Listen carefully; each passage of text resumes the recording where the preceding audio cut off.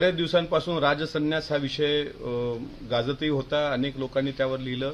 राम गणेश गडकरींनी जे काही त्यांचं साहित्य कलाकृती महाराष्ट्राच्या पटलावर मांडली, त्यामध्ये छत्रपती संभाजी महाराजांनी तुळसा या तथाकथित नायिकेवर बनवलेलं एक नाटक, त्याचं नाव होतं राजसन्यास. आणि छावा चित्रपट सुपरहिट झाल्यानंतर साधारणपणे संभाजी महाराजांच्या बाबतीत अनेक लोक विचारत होती काय साहित्य वाचावं. मी सुद्धा एकदा चर्चगेट समोरील शासकीय मुद्रणालयामध्ये गेलो आणि मुद्रणालयात गेल्यानंतर असं लक्षात आलं की संभाजी महाराजांवर आता चित्रपट पाहिल्यानंतर अनेकांना वाटते की तो इतिहास वाचावा.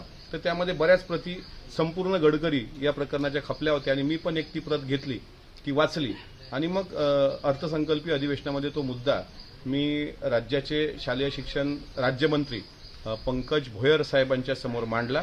आणि त्यामध्ये राजसन्यास आणि तुळसा, राजसन्यासमध्ये संभाजी महाराज आणि तुळसा असा बदनामीकारक जो मजकूर आणि संवाद होते, त्यावर पत्रकार परिषद घेतली, त्यावर पत्रव्यवहार केला, सरकारला परत एक स्मरणपत्र दिलं, त्यावर उत्तर मला लवकर प्राप्त झालं नाही. मग दुसरं स्मरणपत्र दिलं आणि आता कळलं की सरकारने राज्य साहित्य व सांस्कृतिक मंडळ पुणे यांच्याकडे ते पत्र आणि संपूर्ण गडकरी या पुस्तकाची प्रत पाठवली.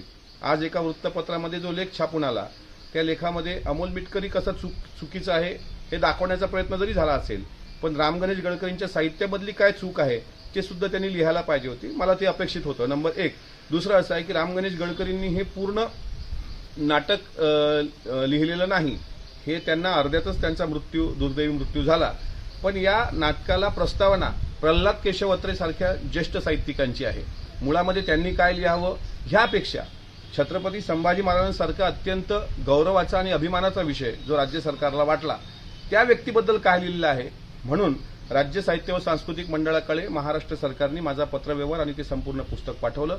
त्यात बहुमताने, ज्यात प्राध्यापक सदानंद मोरे सरांसारखी लोक आहेत, बहुमताने पूर्णपणे पुस्तक वगळण्याकरता होकार सरकारकडे पाठवलेला आहे.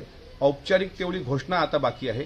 मात्र राजकीय दबावापोटी राजसन्यास वगळला असा जो काही आरोप अमोल मिटकरीवर केला जातो, तसा चुकीचा कोणी समजू नये. राम गणेश गडकरींनी जे लिहिलं ते एकदा वाचून घ्यावं. मग मी दोषी आहेत की गडकरी दोषी आहेत हे तुमच्या लक्षात येणार. पण या माध्यमातून इतक्या वर्षानंतर का होईना महायुतीच्या सरकारने एक धाडसी निर्णय घेतला. ते कादंबरी आता पूर्णपणे गहाळ होते आहे, याचा मला अभिमान वाटतो, आनंद वाटतो. महाराष्ट्र राज्याचे मुख्यमंत्री, दोन्ही उपमुख्यमंत्री आणि शालेय शिक्षण राज्यमंत्री यांचं विशेष आभार याच्याकरता की कुठल्याही महापुरुषांबद्दल, फक्त छत्रपती संभाजी महाराज नाही तर कुठल्याही महापुरुषांबद्दल असं अवमानकारक लिखाण, अवमानकारक नाटकं असतील तर त्यावर कायमस्वरूपी बंदी आणण्याकरता घेतलेलं हे धाडसी पाऊल आहे. अनेक कथा कादंबऱ्या अजूनही आहेत, अनेक चित्रपट अजूनही आहेत, ती सुद्धा युट्यूबवरून हटवली पाहिजे. याकरता माझा लढा सातत्याने सुरू राहील. आज मात्र या लढ्याला यश प्राप्त झालंय याचं मला आत्मिक समाधान वाटतं. आता isakal.com आहे देशातील नंबर 1 ची मराठी न्यूज वेबसाईट. प्रत्येक अपडेटसाठी isakal.com ला नक्की भेट द्या.